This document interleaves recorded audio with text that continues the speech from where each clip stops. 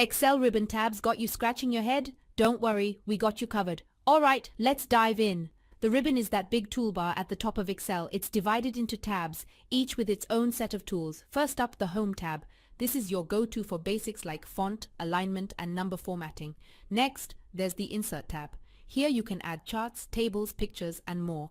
Moving on, we have the Page Layout tab, perfect for adjusting page settings, themes, and backgrounds. Then there's the Formulas tab. Use this to find all your favorite functions and manage calculations. Don't forget the Data tab. It's key for sorting, filtering, and analyzing your data.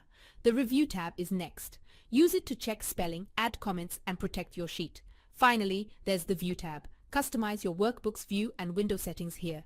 And that's a quick tour of Excel's ribbon tabs. Pretty simple, right?